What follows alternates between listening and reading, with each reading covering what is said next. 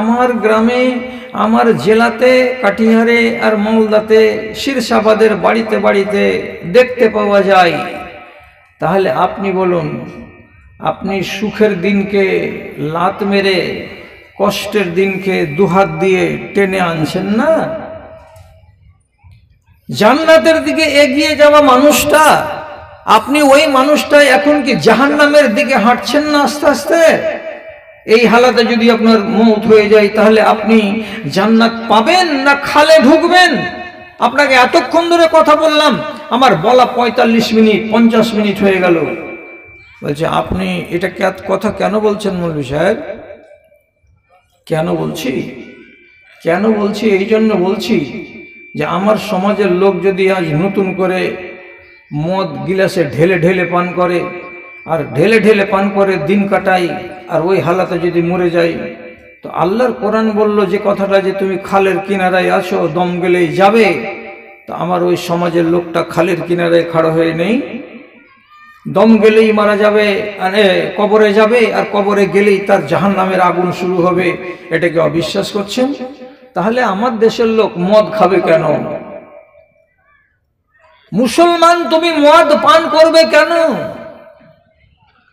কিছু লোক বলছে যারা মদ খায় তারা তো কুলাঙ্গার, আমরা মদ টদ খাই না। মদ বলতে কয় রকমের আছে জানেন? এক কথায় নেশা। নেশা, যেগুলোতে নেশা আছে এমন জিনিস পান করা হারাম, আর এই পান করে যদি মানুষ মরে তাহলে সে হলো জাহান্নামী। তো শুধু কি বোতলে নেশা আছে? তিরঙ্গাতে নেশা নেই, শিখরে নেশা নেই, মধুতে নেশা নেই, পান পরাগে নেশা নেই, খৈনিতে নেশা নেই, গুলে নেশা নেই, বিড়িতে সিগারেটে নেশা নেই। আপনি বোতল ঢেলে খান না, তার জন্য মনে মনে বলছেন আমরা ওই রকম গুনাহগার নই। ওরা যদি উপর দরজার গুনাহগার হয়, যারা মদ পান করে বোতল থেকে ঢেলে, তাদের ব্যাপারে স্পষ্ট হাদিস আছে, লা তুকবালু সালাতাহু 40 লাইলাতান, 40 দিন তার নামাজ একটাও কবুল হবে না যারা গ্লাসে ঢেলে মদ পান করে। তাহলে এরা তো হলো তরল জিনিসকে ঢেলে খাওয়া। আর যারা এই জিনিসগুলোর নাম নিলাম এগুলো সেবন করে, তাদের ব্যাপারে এটা কথা হাদিসে নেই যে 3 দিন না 4 দিন না 5 দিন তোমার ইবাদত কবুল হবে না, এটা কথা নাই। কিন্তু এই কথাটা আছে যে এগুলো হলো হারাম। হারাম জিনিস যে মানুষটাই খাবে সে মানুষটা গুনাহগার। রাসূলুল্লাহ 63 বছর ধরে প্রয়াস চালিয়ে মানুষগুলোকে শুদ্ধ করে কবরে গেলেন, আর আপনি আবার এই পরিবেশটাকে নষ্ট করার জন্য এগুলো কেন ধরলেন? কি ব্যাপার? ছাড়বেন কবে? বলবো কারে শুনবে কে রে, বলবো কারে শুনবে কে রে, আছে কার জিন্দা প্রাণ, মানুষগুলো মরে গেছে, খাড়ো আছে দুটো কান, খাড়ো আছে দুটো কান। শুধু কান খাড়ো আছে, অন্তর মরে গেছে। মানুষ আজকালকার যুগে ওয়াজ শুনতে চায় না। আর ওয়াজ শুনতে গেলে ওইগুলা ওয়াজ করো না জি, কোনগুলো ওয়াজ? ওই কার বেটি কুণ্ঠে লাখ টাকাতে বিয়ে হলো, পালিয়ে গেল, মোবাইল নিয়ে যেগুলো আজকাল মৌলভী সাহেবেরা গাজাল গাইছে ওগুলা গাজাল গাহো, তো তাহলে একটু শুনতে ভালো লাগবে, মজা লাগবে, রস লাগবে। রস কি করবা? হাঁটু পর্যন্ত তোমার গুনার রস ডুবে আছে, আর রস নিয়ে তুমি কি করবে? নাক বরাবর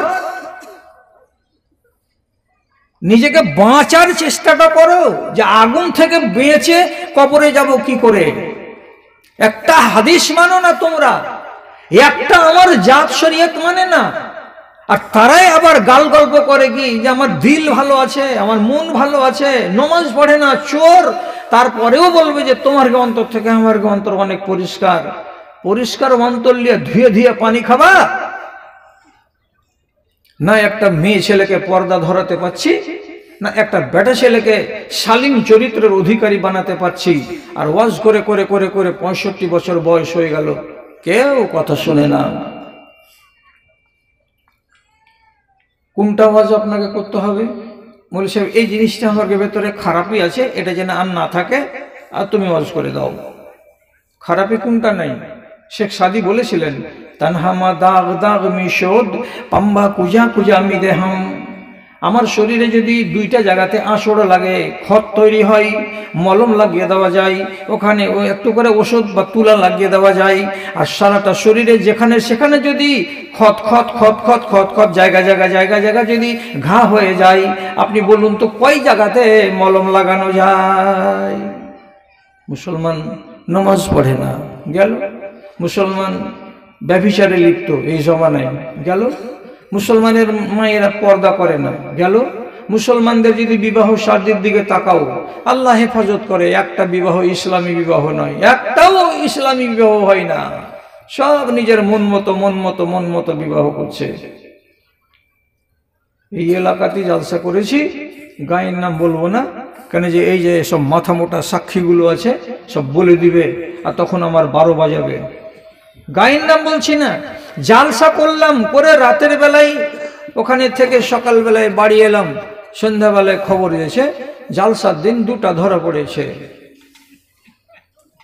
কত নেক কাজ করলে। মেয়ে ছেলেটা ও জালসা শুনতে এসেছে, আর যে ছেলেটা ধরা পড়েছে এও জালসা শুনতে এসেছে, আর জালসা শুনতে এসে কত বড় নেক কাজ করলো যে মাঠে ধরা পড়লো। একজনের বিয়ে হয়ে গেছে আর একজনের ঝামেলা লেগে গেছে। ঝামেলাটা কি? 2 ছেলের মা। এখন একে নিয়ে কি করবা?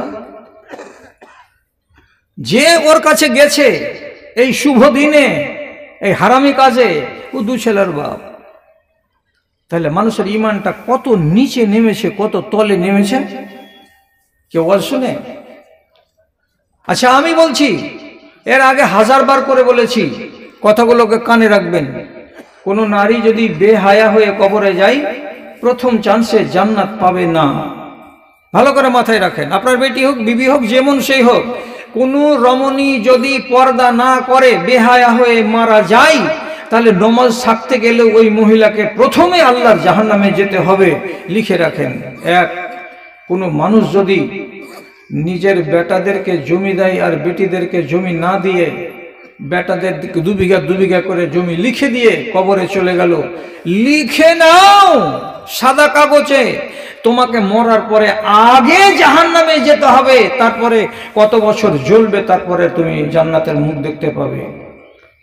3 নম্বর ব্যক্তি, কোনো মানুষ যদি তার বৃদ্ধ মা বাবার সঙ্গে এমন সম্পর্ক রেখেছে, দেখে মনে হচ্ছে এটার বাপ নয়, এটা ওর তাহই, আর মাটাকে দেখে মনে হয় না যে এটা ওর মা, এটা কে? তো এটা আমার মা হই। বাপের সঙ্গে আর মায়ের সঙ্গে যারা 60-70 বছর বয়সের মানুষ, তাদের সঙ্গে যদি বেটার রিশতা না থাকে, মধুর রিশতা, মাকে যদি হাত পুড়াতে হয় 65 বছর বয়সে, আর বাপকে যদি বাজার করে আনতে হয় থুর করে হাঁটতে হাঁটতে কুমিরপুরের বাজার থেকে, কুলাঙ্গার লিখে নাও, তোমার জন্য প্রথম চান্সে জান্নাত নাই, তোমার জন্য জাহান্নাম। যদি কোনো মায়ের লাল বলতে পারে যে না এই বদরুদ্দোজা মৌলভী ভুল বলে গেছে, ওর বাড়ি চিনিয়ে দেবেন, ওর বাড়িতে গিয়ে আমি 3 বছর ছাগল চড়িয়ে দেব। ফাজলামি। আরো লিখে রাখেন, বেটা ছেলে সব ইবাদত করেছো, নমাজটাই পড়নি, শুধু নমাজটাই পড়নি, মরার পরে তুমি কিয়ামতের দিন জান্নাতের মুখ দেখতে পাবে না, আগে তোমাকে জাহান্নামে যেতে হবে। তারপরে যদি আল্লাহ তাআলা দয়া করে 100 বছর 50 বছর পরে, তাহলে তুমি জান্নাতের মুখ দেখতে পাবে। এই মানুষগুলো কি আমাদের দেশে আছে না নাই? যে নেশা করতে করতে করতে করতে মরে গেল, নেশা করতে করতে তওবা করে মুক্ত হতে পারল না, ওই হালাতে কবরে চলে গেল। এই মানুষটা মরার পরে আগে জাহান্নামে যাবে, তারপর গুনাহ মোচন হওয়ার পর 50 বছর 60 বছর পর আল্লাহ যদি দয়া হয় তাহলে সে জান্নাত পাবে। বুঝতে পারলেন? প্রথম চান্সে জাহান্নামে যাওয়া লোকগুলো আমার সমাজে 1টা নেই, 2টা নেই, 3টা নেই। ভাই আমাকে মাফ করিয়েন, আর না হয় আমার নাম যেখানে শুনবেন যে অমুক জালসাতে আছে, তো ওই জালসাতে আপনি যায়েন না। আমার কথা আপনাকে খুব কড়া লাগবে। রাসূলুল্লাহ মসজিদে নববীতে বসে আছেন, ততক্ষণ পর্যন্ত শরমে একদিন পিছন দিকে হযরত আলী বসেছেন, তো তো রসুল বলছেন প্রত্যেক দিন সামনের দিকে এসে বসো, আজকে একটু সাইডে বসেছো কেন? তো মুখটাকে খালি এমনি এমনি করে বারে বারে নিচু দিকে লুকাচ্ছেন হযরতে আলী। রসুল বলছেন মুখ লুকাচ্ছ কেন গো, কি ব্যাপার, কিছু বলবে নাকি? বলছে জি একটা কথা বলবো। রসুল তখন আগেই বলছেন, ও আমার মেয়েকে বিয়ে করবো নাকি? খ্যাপা মুখেরা তখন বলছে জি আপনার মেয়েকে বিয়ে করবো আমি, ফাতেমাকে। রসুল কানে শুনলেন, রসুলকে প্রস্তাবটা ভালো লাগলো। 3-4 দিন পরে হঠাৎ মসজিদে বসে আছেন, এমন সময় বলছেন না দে আবু বকরিন আর না দে ওমর, ও লোকেরা বা কেউ আমার সামনে এগিয়ে আছো, আবু বকরকে ডেকে আনো, উমরকে ডেকে আনো, আর আমার মামা সাদ বিন আবি ওয়াক্কাসকে ডেকে আনো। 3 জন লোককে ডেকে আনা হলো মসজিদে। আর রাসূলুল্লাহ বসে আছেন আর আলীও সেখানে বসে আছেন। 3 জন লোকের সামনে নবীজি হযরত আলীর সামনে ইজাব কবুলের কথাগুলোকে আরবিতে পড়ে বিবাহটা পড়িয়ে দিলেন, মোহরের নাম নিলেন না। লোক কয়টা? তো মসজিদে নববীতে 3টা লোকের বর্তমানে রাসূলুল্লাহ বেটির বিয়ে পড়ালেন। কার সঙ্গে? তো আলীর সঙ্গে। বেটিটা কেমন?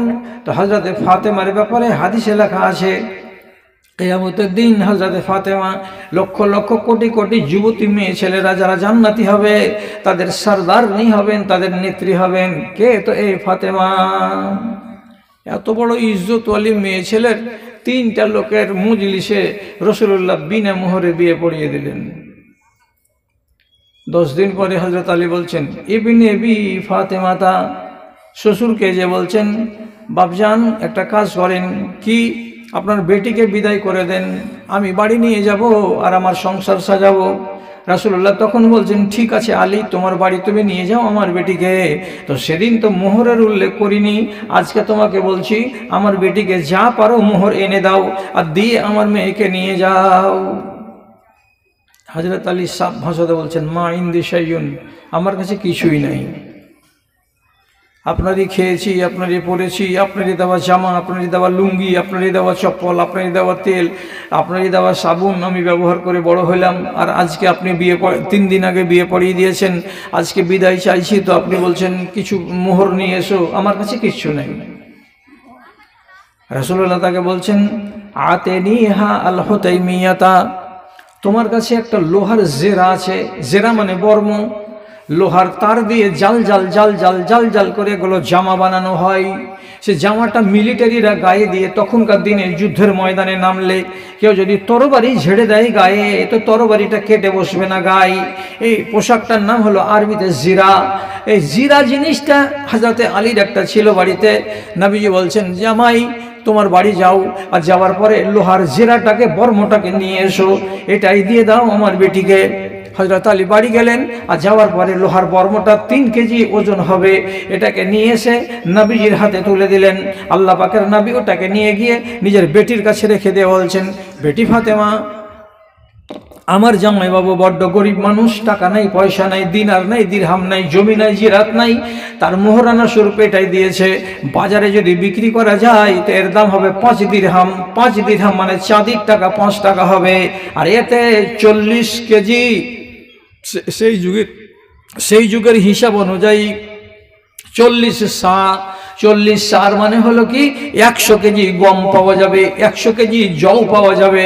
এই টাকাটা, এই মূল্যের জিনিসটা তোমার কাছে রেখে নাও, আর নিয়ে আমার জামাই বাবুর সাথে তার বাড়ি চলে যাও, তোমাকে বিদায় করে দিলাম। বেটি বিদায় হয়ে গেল, বেটি মোহরানা যেটা পেল নিয়ে বিদায় হয়ে গেল। তাহলে রাসূলুল্লাহর বেটির বিয়েতে বরযাত্রী কয়টা ছিল গুনেছেন? জি গুনেছেন না গুনেননি? কটা ছিল? 3টা। আর আপনার বেটা দিল্লি খাটে আর পাঞ্জাব আর গুজরাতে খাটে, খাটাটা দোষের নয়, খাটুক, পয়সা অর্জন করছে। সেই দিল্লি খাটার কত চর্বি হলো, বিয়ে করতে বসলো। এখন এই রকম একটা অজ গ্রামের ছেলে বিয়ে করবে, বরযাত্রী যাবে কোথায়? তো মালসাবাদ। 4খান বোলেরো, 1খান বোলেরোকে মারুতিকে সাজিয়েছে খালি ফুল দিয়ে, ওইটাতে বউটা আসবে, তার জন্য ফুলের খরচ কত টাকা? কমসে কম 3 থেকে 4 হাজার টাকা। আর এই 4খানা বোলেরোর ভাড়া এগুলোকে গুনতে হবে কমসে কম সবটিকে মিলিয়ে 15,000 টাকা। এতটি বরযাত্রী, তাতে মোটর সাইকেলের বরযাত্রী। ওখানে গেল যে 100-150 জন লোক মালসাবাদের ওই মেয়ের বাবার বাড়িকে ধসিয়ে দিয়ে চলে আসলো বাড়ি। আচ্ছা, তুমি যে বিয়ে করে বউটাকে নিয়ে আসলে ফুল সাজানো মারুতি কারে, তো ওই বউটাকে দিয়ে গোবর তুলাবে না? এটা মনমোহন সিং এর ভাগ্নি নাকি? না তুমি শাহরুখ খানের বেটা? এত শানদারি করে বিয়ে করে আনলে, তোমার নিজের পিছন দিকে একবার দেখলে না যে আমি না খাটলে খেতে পাবো না? তো তাহলে অনর্থক খরচ কেন করতে গেলে? এতটি বরযাত্রী কেন গেল? 25টা যুবতী বেটি ছেলে, আহারে ঠাট। এক একজনের পোশাক দেখতে গেলে মনে হবে কি যে কুমেদপুরের কলকাতা হাউসের যত দামি পোশাকটা ছিল ওটাকে গায়ে দিয়ে বেরিয়ে গেছে। আর এই 25 জনের সাজ দেখে মনে হবে এদের সব দিকে বিয়ে হবে আজকে। এত সাজ করে একটা বেটি ছেলের মাথাতে কাপড় নাই, কেউ গা ঢেকে নেই, সব হাফ শার্ট, এখান থেকে হাফ হাতার এই সালোয়ারগুলো পরে আছে, কামিজগুলো পরে আছে, নেই গান ফরকগুলো পরে আছে, নেই আরো দামি দামি দামি দামি পরে আছে, ঝুল জান থেকে বেশি ঝুল, আর চওড়া চওড়া সব জামা। আর সাবালিকে বেটি ওড়না গায়ে নেই, গলাতে ফাঁস লাগা করে লাগিয়ে চলে যাচ্ছে। কোথায় যাচ্ছে? তো অমুকের বিহাতে যাচ্ছে। ইন্না লিল্লাহ। নানির নাম আসমা, নাতনির নাম ফাতেমা। আবু বকর সিদ্দিকের বাড়িওয়ালি হচ্ছে কি আসমা বিনতে উমাইস, আর রাসূলুল্লাহর বেটি এই যে হচ্ছে ফাতেমা। সম্পর্ক জুড়েন, এটা হলো কে? নানি। যেহেতু আয়েশার বাপ আবু বকর, আয়েশা হচ্ছে সৎ মা, খেয়াল করবেন ভালো করে। নানি আর নাতনিতে বসে বসে গল্প করতে বসেছে একদিন। আসমা বিনতে উমাইস বলছে, বুবু গে, মক্কাতে যখন মুশরিকেরা খুব চাপ শুরু করে দিল, তখন নবীজি বললেন তোমরা জান বাঁচাতে, ইমান বাঁচাতে হাবশা দেশে পালিয়ে যাও। তখন আমরা 80-85 জন লোক হাবশা পালিয়ে গেলাম। কি যাওয়ার কষ্ট বুবু! আচ্ছা ঠিকই কথা, এরোপ্লেন নাই, মোটর কার নাই, বাস নাই, ট্রেন নাই, সব উঠে চড়া আর বালু বালু বালু বালু বালু বালু হেঁটে হেঁটে হেঁটে হেঁটে যাওয়া। সেই কষ্টের কাহিনীগুলো বলতে বসেছে কে? নানি। আর শোনাচ্ছে কাকে? নাতনিকে। এটা কে? তো ফাতেমা। একটু শোনা হয়েছে, হযরত ফাতেমা আর একদিকে আনকানি দিয়ে তাকাইছে। তখন নানি বলছে, আওয়ালা তাসমা ইলাইয়া কান্নাকা জাহিলাতুন আন্নি। নাতনি, তোমাকে দুঃখের দিনের ঘটনাগুলো শোনাচ্ছি আর তুমি আনকানি দিয়ে অন্যদিকে তাকাচ্ছ কেন? ব্যাপারটা কি? আমার কথাগুলো কি শুনতে তোমাকে ভালো লাগে না? তখন হযরতে ফাতেমা বলছেন, কি দেখবো তোর দিক, ধুলা উঠছে মোর দিক। নানি গে, ওইগুলো দুঃখের কথা শোনার ইচ্ছা করে না। আমার নিজের দুঃখ আমি কাকে বলবো সেটা তো আমি ভেবে পাই না। তোমার দুঃখ? তোমার ফের কি দুঃখ হলো? কিসের দুঃখ হয়েছে তোমার? তখন ফাতেমা বলছেন, যেদিন আমার বাপ মারা যায় সেদিন আমার বাপ আমার মুখটাকে ধরে আমার নিজের মুখের কাছে আমার কানটাকে করে দিয়েছিলেন। আর দেওয়ার পরে আমার কানে কানে আস্তে আস্তে করে আমার বাপ বলেছিলেন, বেটি রে, আমার মরে যাওয়ার পরে আমার পরিবারের মধ্য থেকে 6 মাসের ভিতরেই সর্বপ্রথম যেই মানুষটা আমার সঙ্গে দেখা করবে কবরে, সেটা হলে তুমি। তোমার সঙ্গে আমার মোলাকাত হবে আগে। তোমার 9টা মা থেকে গেল, এরা কেউ মরবে না আগে। তোমার স্বামী আলী থেকে গেল, এ মরবে না আগে। তুমি যে আছো বেঁচে, তো এই পরিবারের ভেতর থেকে প্রথম ব্যক্তি যে মারা যাবে, তো তুমি মারা যাবে খুব তাড়াতাড়ি, আর তোমার সঙ্গে কবরে দেখা হবে আমার। ফাতেমা বলছেন, হিসাব করে দেখছি নানি 6 মাস হয়ে গেছে আমার। তো যেখানে আমার নিজের 6 মাস হয়ে গেল, তো আমি তো মরবার টাইম আমার হয়ে গেছে, তো তোমার ওইগুলো গল্প শুনে কি করব? তো মরবার টাইম হলো, তো কাঁদছো কেন বা ভাবছো কেন? তো হযরত ফাতেমা বলছেন, কথাটা কি? একটু দয়া করে এই মুলাই বাড়ির লোক কথাটাকে উল্টা পাল্টা করিয়েন না। অনেক লোকের সঙ্গে আমার দেখা হবে কুমোদপুর হাটখোলাতে, আর না হয় কুমোদপুর স্টেশনে। খবরটা নিব আপনার কাছে। কি বলছেন হযরতে ফাতেমা? বলছে, নানি আমি এতদিন বাঁচলাম, সারাটা মদিনার লোক কাউরি হিম্মত নাই যে বলতে পারে যে এটা নবীর বেটি। কেউ আমাকে দেখেনি, কেউ আমাকে চেনে না। আমি যদি তাদের সামন দিয়ে হেঁটে চলে যাই তাহলে পরে একটাও লোক বলতে পারবে না যে এটা নবীর বেটি ফাতেমা গেল। কেন? আমার পা জীবনে আমি খোলা রাখিনি, আমার মুখ আমি জীবনে খোলা রাখিনি, আমার মাথা জীবনে খোলা থাকেনি, কাজে কেউ আমাকে চেনে না, আমি সব সময় আবৃত হয়ে থেকেছি। এবার চিন্তার কথা হলো কি, আমি যখন মরে যাব তখন আমাকে গোসল দেওয়াবে পর্দার সাথে ঘরের ভেতরে, কাফন পরাবে আমাকে পর্দার সঙ্গে ঘরের ভেতরে, তারপর আমার লাশটাতে কাফন চাপিয়ে দেওয়ার পর নানি চিন্তা করে বলো তো 3টা গিরা লাগাবে না লাগাবে না? কাফনে কটা গিরা লাগাবে? 3টা। যদি গিরাগুলো লাগিয়ে দেওয়া যায় তাহলে গাটা সম্পূর্ণ আঁটো হয়ে যাবে। গাটা চওড়া না পাতলা না লম্বা না বেঁটে এতে বোঝা যাবে। কাফন যখন তাকে পরিয়ে দিয়ে তার গায়ে যখন সুতা দিয়ে গিরে লাগিয়ে দেওয়া যাবে, আপনিও বুঝতে পারবেন, আমিও বুঝতে পারবো এই মেয়েটা পাতলা না মোটা, এই মেয়েটা লম্বা না চওড়া, কেমন আছে সেটা তো আকার আকৃতি বোঝা যাবে। আমাকে চিন্তা লাগলো, যতদিন আমি বেঁচে ছিলাম ততদিন কেউ আমাকে চিনতে পারেনি, আমার সাইজ কি কেউ বলতে পারেনি। আর আমি মরে যাওয়ার পরে যখন আমাকে তাঁবুতে শুইয়ে দেওয়া হবে তখন যত লোক জানাজাতে আসবে সবাই আমার দিকে দেখবে, আর দেখার পরে লোকেরা বলবে ফাতেমা পাতলা মেয়ে ছিল। তাহলে আমাকে যদি পাতলা বলে কেউ চিহ্নিত করে দেয় তো আমার ইজ্জত কোথায় গেল, আমার পর্দা কোথায় গেল?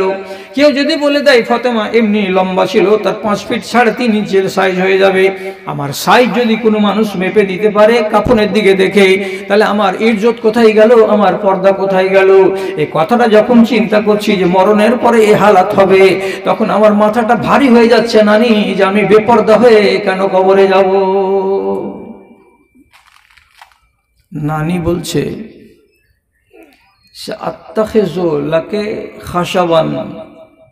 তুমি যদি অনুমতি দাও তো আমি এখনই তোমার জন্য 4খানা এত বড় বড় লম্বা লম্বা বনের কাঠগুলোকে কেটে এনে রাখবো বাড়িতে। যেদিন তুমি মারা যাবে আর তোমাকে তাঁবুতে শোয়ানো হবে, সেই দিন তাঁবুতের 4 কোণাতে 4টা খুঁটাগুলোকে বেঁধে দিব, আর এর উপর একটা চাদর চাপিয়ে দিব। যদি চাদরটাকে এইভাবে চাপিয়ে দিই তাহলে তোমার দেহটাকে, তোমার লাশটাকে কেউ দেখতে পাবে না, আন্দাজ করতে পারবে না, লম্বা চওড়া কিছুই কেউ বলতে পারবে না। তো যদি তুমি এরকম করতে চাও, রাজি হও, তাহলে আমি করে দিব। হযরতে ফাতেমা নিজের নানিকে দুয়া দিয়ে বলছেন, নানি আল্লাহ তোমার মঙ্গল করে দেয়, আমি তো মরে যাব জানতে পারবো না, এই কাজটা যদি তুমি করে দাও তো আল্লাহ তোমাকে ভালো দেবে। ফাতেমা মারা গেলেন, তখন এরকম করে 4 কোণাতে খুঁটি দিয়ে কাপড় লটকে দিয়ে টপ্পরের মতো করে দেওয়া হলো, আর এইভাবে তাকে কবরস্থানে নিয়ে যাওয়া হলো, যে তার কাফনকে কেউ দেখতে পেল না, তার সাইজ কি কেউ বুঝতে পারলো না। সিস্টেমটা যে চালু হলো প্রথম কাকে দিয়ে? তো হযরতে ফাতেমাকে দিয়ে। এই সিস্টেম চালু হলো তো হলো, চলতেই রইল আজ পর্যন্ত। আপনারা লাইভ দেখবেন, লাইভ কোনোদিন যদি মন জাগে তো দেখবেন মদিনা মসজিদ থেকে প্রত্যেক নামাজের পরে 3টা-4টা করে লাশ বেরিয়ে যাচ্ছে, জানাজা হওয়ার পর কবরস্থানে নিয়ে যাবে বাকি কবরস্থানে। তো একগুলোকে দেখবেন যে টপ্পর চাপানো আছে, আর একগুলোকে দেখবেন যে প্লেন ভাবে তাকে শোয়ানো আছে। যেগুলো প্লেন শোয়ানো আছে জানতে হবে এটা পুরুষদের লাশ, আর যে লাশের উপরে দেখবেন এইভাবে গোল করে টপ্পর চাপানো আছে বুঝে নিতে হবে যে এটা মেয়ে ছেলে পেলের লাশ। তাহলে সিস্টেমটা চালু চলছে। এখন কেন বললাম আপনাকে এই হাদিসটা মুসনাদে আহমদের, যে ওরা কোন নারীর নারী যে জীবন্ত অবস্থার কথা ভাবে না, মরার পরে আমার কি দুর্গতি হবে আর আমার পর্দার কি হাল হবে সেটা নিয়ে ভাবে। আর আমার বেটি, আপনার বেটি এখন বর্তমানে বেঁচে থাকা অবস্থাতে নিজের পর্দা নিয়ে কি ভাবে? কিছু ভাবে? আজ 4 বছর আগেকার কথা, কাঞ্চনজঙ্ঘা ট্রেনে আমি বসে আছি, আমি যাব বর্ধমানের জালসাই। তো ফারাক্কা স্টেশনে, ফারাক্কা কলেজ থেকে বেশ কিছু মহিলা এলো, এসে কাঞ্চনে বসলো। আমার সিটের সামনে একটা মহিলা বসলো, তো গলাতে মাফলার পেঁচানো আছে। তো আমি তো চিনি না এটা কে। আর একজন মহিলা এর দিকে একটু নাম করে ডাকছে, রোজিনা এদিকে সিট পেয়েছি, চলাই চলাই। তো এই মহিলা আমি জেনে গেলাম যে এর নাম কি, রোজিনা। তাহলে তো মুসলমানের বেটি, এত বড় বড় চুল পিছন দিকে ঝুলছে, মাফলার টানা করে গলাতে রুমালটা ওড়নাটা টানানো আছে। একটা 18 বছর 20 বছর বয়সের যুবতী নারী, তার গায়ে যৌবনের স্তরটা কি সেটা তো একজন মানুষ ও যদি পর্দা না করে তো আপনি তো এমনিতে অনুভব করতে পারবেন। এইরকম হয়ে বসে আছে। আমি মিঠা তালে শুধু বললাম, বাড়ি কোথায় গো? আমরা বীরভূম নামবো, সাঁইথিয়া। কোথায় এসেছিলে? তো কলেজে এসেছিলাম। তোমার নাম কি? আমার নাম এই। তো হাসতে হাসতে শুধু বললাম, তোমরা মাথা টাথা ঢাকো না, পর্দা টর্দা করো না তোমরা? আর যেমন পর্দার কথাটা বলা, মনে হচ্ছে যে গ্যাসের মুখে গ্যাসের কাঠি মেরে দিল, এমন ভাবে তেলে বেগুনে জ্বললো। কি হয় পর্দা করে? একসাথে এক গাদা কথা। পর্দা করে কি হয়? পর্দা না করলে কি ক্ষতি হয়? আমার মা খালারা তো কেউ পর্দা করেন না, কই তো, তাদের তো কোনো অভাব হয়নি, তাদের তো কাউরি পেটে লাগে না। আর আপনাদের ভিতরে যে এতগুলো পর্দা টর্দা করে, তো কই পর্দা করার পরে ওরা কি হসপিটাল যায় না? ওরা এই করে না, ওরা মুখ করেন, তুমুক করেন, এক গাদা কথা। চলছি কথা বলছি, চলছি কথা বলছি, 1.5-2 ঘন্টা ধরে এই মুখামুখি বলতে বলতে বলতে বলতে বলতে বলতে যখন নিজের স্টেশনে নামছে, তো নামার আগে বলছে, মৌলী সাহেব, আমরা দুর্ভাগ্য আমাদের যে ডানে আর বামে হিন্দুদের সঙ্গে আমার উঠা আর বসা, এই জন্য আমরা ওদের কৃষ্টি কালচারগুলোকে খানিকটা আপন করে নিয়েছি। আমাদের মা খালারাও এইভাবে মাথায় টাথায় কাপড় টাপড় দেয় না। আপনি যে কথাগুলো বললেন এগুলো সব সাহাবীদের মেয়েদের বিবিদের ঘটনা, এদের মতো কি আমরা হতে পারবো? তো আমি বললাম, হতে সম্পূর্ণ না পারতে গেলে একটা অংশ তো করো, যাতে আল্লাহকে বলা যাবে যে হ্যাঁ আমি পর্দা করেছিলাম।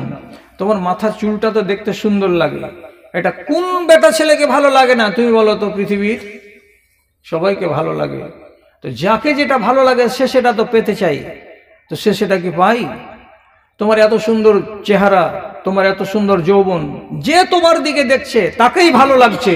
তো তুমি যে ভালো লাগাচ্ছ অপর পুরুষকে, তো ওই লোকটা যদি তোমার কাছে কিছু চাই তো তুমি কি তাকে দেবে? তুমি তো দেবে না। তাহলে ওকে ভালো লাগাচ্ছ কেন? ওকে ভালো লাগাচ্ছ কেন? এই জন্য তো রাসূলুল্লাহ বলেছেন, না তুমি কথা বলবে ওর সঙ্গে আজনাবির, আর না আজনাবি কথা বলবে তোমার সাথে।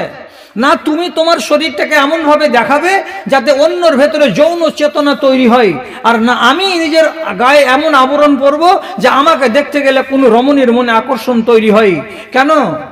আমি কাউরি মনের ভেতরে উত্তেজনা তৈরি করতে পাবো না। কারণ আমার মন যদি খালি বলে যে এই নারীকে দেখলাম, আর আমি যদি খালি উস উস উস উস করি আর বলি এইরকম একটা নারী যদি পেতাম, বা এই মহিলাকে যদি আমি পেতাম, তো এই করতাম, সেই করতাম, হ্যান করতাম, ত্যান করতাম, যতটি কথা আমি মুখে বলবো সমস্তটি পাপের কথা বলবো। পাপটা করালো কে? তুমি। কেন পাপ করালে তুমি আমাকে? সব কথা হলো, শেষে শুধু একটু নরম হলো, আর নরম হয়ে স্টেশন থেকে নেমে চলে গেল। ওকে তো নরম করতে পারলাম। আজকে আমার গ্রামের টিকে বলেন তো, তোরা নরম হবে কি খালা? কি কি নরম হবে মাওলানা?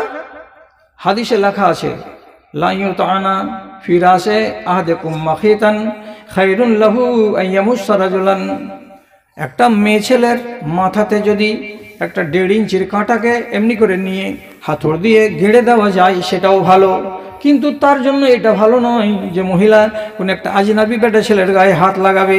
একটা পুরুষ লোক একটা জুয়ান ছেলের মাথাতে একটা 1 ইঞ্চি কাঁটাকে যদি হাতুড় মেরে গেড়ে দেওয়া যায় এটা তার জন্য ভালো, কিন্তু এটা তার জন্য ভালো নয়। সে একটা অচেনা রমণীর গায়ে হাত লাগায়। কত কঠিন কথা হলো।